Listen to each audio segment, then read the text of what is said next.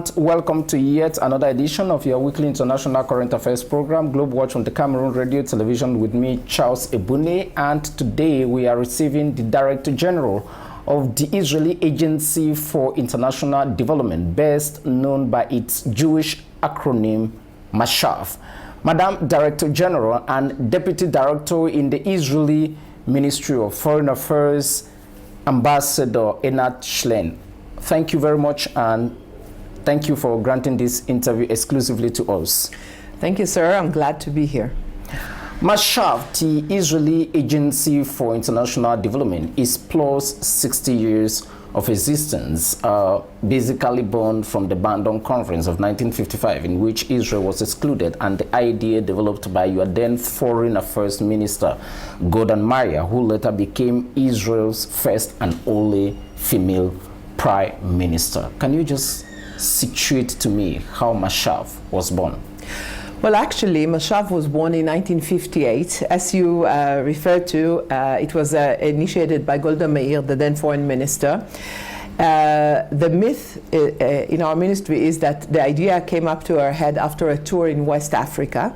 There are many countries in West Africa which claim the fame of inspiring Minister Meir. However, the important thing is that in 58, Mashav was established. And it's been active now for 67 years and trained over 350,000 graduates. Now, I think that the interesting point here is that there are plenty of assistance and development agencies around the world belonging to governments. However, I think Mashav is unique because when we were founded in 1958, Israel was still a developing country. All other aid agencies belong to developed countries. But in 1958, 10 years old, Israel already wanted to share the unique experience and to create partnerships via development, which was very modern for the time. And now, of course, we are fully developed, but we continue to work with our partners around the world in 140 countries in all continents in order to promote sustainable development. When the Mashav was created in 1958, that was roughly 10 years of Israel's existence as a sovereign entity. By then, Ben-Gurion was still the Prime Minister. What were the principal missions which were assigned to this agency, whose focus by then was basically in developing countries? Mashav is only focusing in developing countries. In normal years, roughly 85% of our budget is aimed at capacity building and 15% to humanitarian assistance for any disasters happening around the world, natural disasters or man-made disasters. In 1958, our forefathers decided to launch this initiative working in developing countries for two main goals, which have also a reflection in our current agenda. In 1958, they founded Mashav on two bases. First of all, the very Jewish quest to make this world a better place. It is called Tikkun Olam in Hebrew, making this world a better place. This is our role. So it has a moral aspect. And the other aspect, they thought that at 10 years old, the young and then vulnerable state of Israel would offer assistance and development and partner with other countries, other young countries, in order to create partnerships. Fast forward into 2024, we still hold basically the same elements. What we used to call making this a better world is definitely a guiding light in our work. However, today we would frame it that Israel is fully committed to the Sustainable Development Agenda 2030 of the UN, to which Israel is a co-signee, on the one hand. And on the other hand, Mashav has proved its effectiveness as a wonderful tool, creating bridges and relations with countries all around the world, which we constantly continue to nourish. 67 years on, probably there have been key moments of evolution which you consider as historic, as unique, as moments that have shaped Mashav the way it is today. If you were to pick some of the key moments, how do you say the agency has evolved or mutated? Well, we evolve in a normal pace according to the circumstances. If we would have compared the circumstances in 1958 to today, both of us are yet to be born in 1958. Sure. You would see the world has totally transformed. Shall I say the word internet and digitalization? There was no Facebook, there was no Twitter, there was no YouTube in 1958. Exactly, and not even in 1990. Internet was, I recall, internet was first introduced in the mid-90s, and in many countries, even around Israel, people did not have their personal access to the internet until 95, 96, and even further. But taking it back to the late 50s, Mashav's cradle, if I may use this term, was in Africa. We worked extensively in this continent, I would say in the most part of the 50s and 60s. And we were involved in almost everything, every aspect of development, including infrastructure. Today, we are not involved in infrastructure because we decided that, and we learned through the years that it is much better to concentrate on human capital, because that is the real fuel and engine to bring sustainable development. So after the 60s, we also widened the scope also to Latin America and Asia.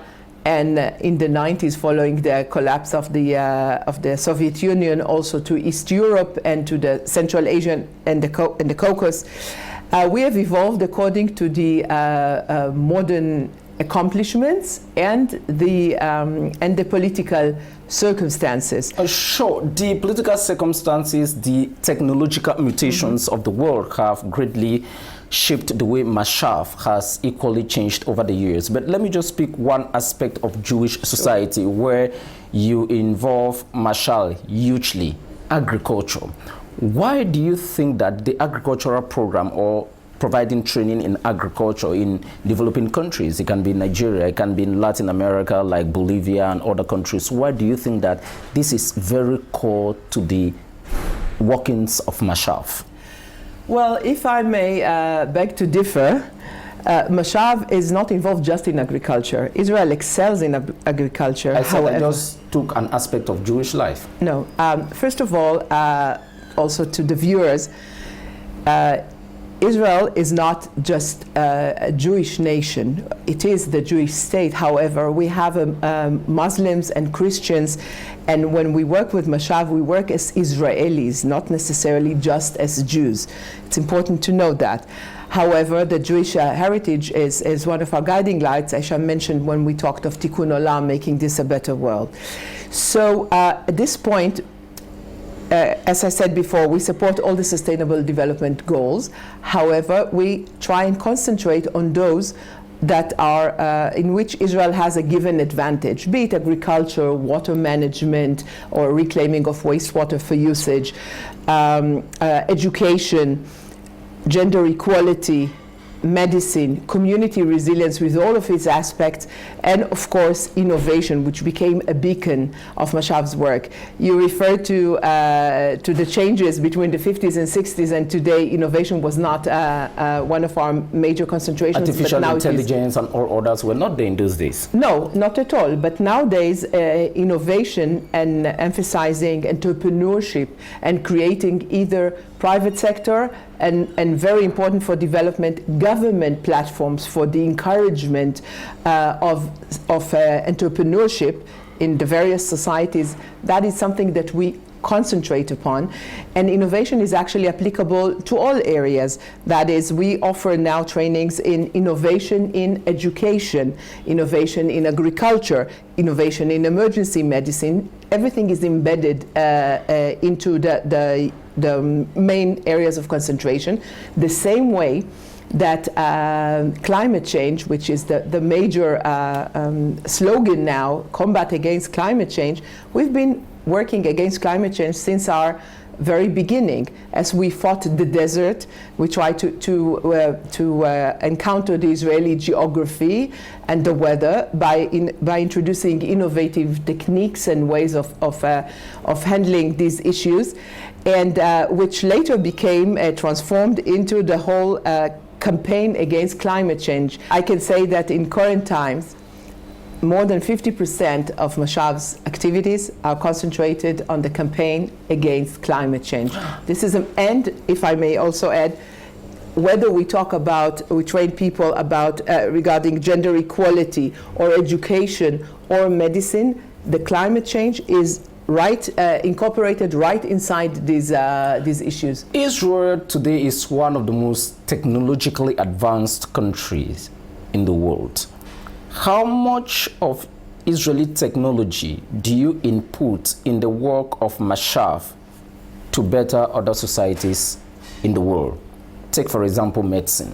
150%, not just in medicine, also in agriculture, in education, in all of the aspects we're engaged with, because technology is the key to the future.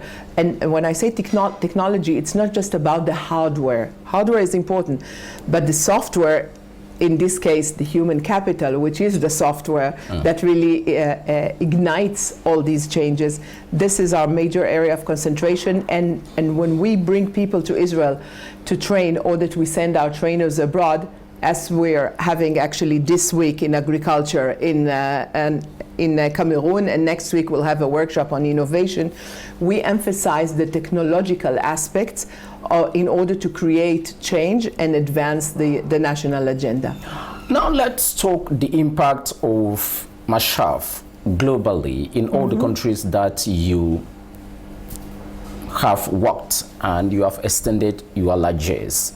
When it comes to human capacity building, how many people have you trained? When it comes to building resilience, what are some of the key projects you can cite as signposts of success stories?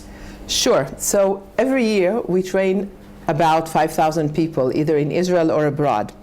So I have here the booklet of our regular programs. We also do tailor-made programs, which we teach in 5 languages: English, French, Spanish, Arabic, and Russian. And whether it is, I'm just looking through here, intensive aquaculture production, or startup accelerators in entrepreneurial ecosystems, or anything in this regard, we train many people, and we keep in touch with them. There are follow-up seminars virtually and also on the ground. We provide micro financing for small projects pitched by our graduates. We can see the impact, how they make a difference, because we never take entry-level participants. We take from the middle level and above. We believe in train the trainers. The people we train should study, take in as much as they can, and then they bring it home. Do you have echoes of how they have evolved, and how they too are impacting their communities? And I think that is where the core material is.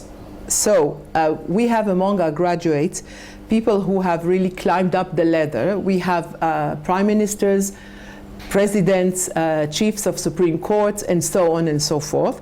And we also have many good people that went back and contributed on the municipal and local level to their national economies. We can see how they shift educational systems, how they shift agricultures. We had a very successful project here in Cameroon, 2017 to 2019, improving the value chains of the mango together with the Germans. That was very, very successful, and up to now, with the nurseries and the improved mango trees cultivation is still available in Cameroon. We had a 10 years project in Ethiopia for the introduction of the avocados into Ethiopia. In Ghana, we had a 7 or 8 years project of working with all of the early age educators in the country. When we build trauma centers and ICU units, we've built dozens of them. We can see how they change lives.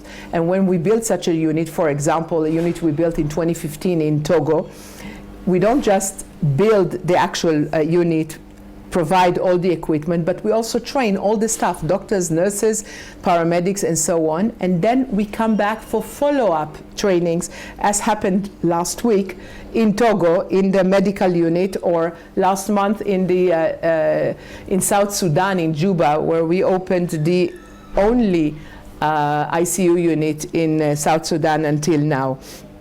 And we did this 2 years ago, and last month we had a training, a refresher course for the staff. My point being, these people are making a difference. It could be on the policy making level if they become very senior. It could be also municipally. I met this week in Burundi a graduate which founded an NGO, a very successful one, started with providing meals for hospitalized patients and for their families that accompanied them, and it evolved to a major organization. Now they provide also education for the children of the patients, which are with them in the hospital, psychological support, and so on. And this is a very prominent young man that participated in social entrepreneurship training in Israel in 2017. So we have lots of examples. I'm bringing to this conversation some African examples, but they're all over the world. And we can see how the impact is made.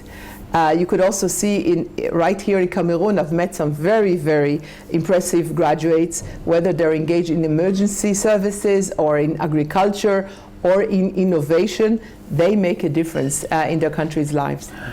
Very soon the conversation will come to an end, but when I go through your documents, you are hugely operating in Africa, in Latin America.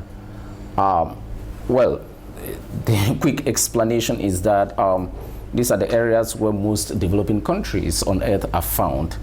Is that the only explanation? Well, again, I would beg to differ. We're very active in Africa and Latin America, but also very much so in Asia, Central Asia, and Eastern Europe. In India, for example, we have 32 centers of excellence in agriculture. We're building more, and we have coming up two centers of excellence on water usage. We've been working in all of these countries where they are developing and where we are able to partner with them. I think that it is important to note that we provide assistance to all, especially when a disaster, God forbid, happens, like any natural disaster. However, we are very committed to partner and work with our good friends. Tsunami in Malaysia, as it was some years ago. Malaysia is unfortunately not a country we work in or work with. Okay. But be it in India or Nepal or in North Cameroon, where our ambassador has brought in a full plane of supplies only 2 weeks ago to Mahawa. So we are always there for our friends and partners, and we work with the governments. This week I've met your Prime Minister and quite a few of the ministers, and we thought of ideas. We explored the potential, which is vast in here, and we are happy to work with your government to bring in some more sustainable development, and in order to contribute to the friendship between the two nations. What do you intend to do? We are wrapping up in the next 5 years as Mashav, as an agency. What are your priority areas? Priority areas are first and foremost climate change. As I've mentioned before, this has become a major issue even when we didn't call it climate change. It affects communities, it affects their resilience, it affects their education, it affects the younger generations. We are working with all governments on the various aspects of climate change. We're also engaged with all UN agencies, other development agencies, and organizations such as the Green Climate Fund, dedicated to fighting climate change. Apart from that, I take you back to the list of our sectors: emergency medicine and education and agriculture, and working together with our partners towards development. With me is one of the most well-written books in terms of tourism promotion I have ever read, Facts About Israel. When I read a book like that and I go through Israeli history, culture, society, diplomacy, and the way you function in the 21st century, well, we are living in a very dangerous and unpredictable environment, all combined, the Israeli society. What do you consider to be the country's best ambassador? Most people know Israel around the world only when it comes to politics, blah, blah, blah, Palestinian issues. How do you qualify Mashav, the country's best ambassador? I think, of course, I mean, as I would be losing my job if I wouldn't say so. What would my staff think about this if I don't take the opportunity to praise us up? But I really believe that Mashav is a very useful and effective tool. A force for good. I'm sorry? A force for good. Yes, and it is a very effective tool for foreign relations because it portrays a very strong vision of Israel as a leader in the development world, highly engaged in the topics which stand at the core of the global agenda: climate change, gender equality, health for all, food for all, human and so on. Yes, all of these and more. I believe that Mashav is showing the real nature of Israel, the Israel behind the news. I'm sorry to say this to a prominent journalist, however, journalists prefer to report the immediate events and the tragedies around the world. But Mashav is bringing the good news, the very patient pace of development and the effect it makes on people's life. I believe that is the best thing that Israel can offer today to the world, and we do. And possibly this is one of Israel's greatest contributions to human emancipation. The Director General of the Israeli Agency for International Development and Deputy Director at the Israeli Ministry of Foreign Affairs, Ambassador Eynat Shlein. Thank you very much indeed for being my guest. Thank you so much. Thank you. Thank you, sir. Shalom. Shalom.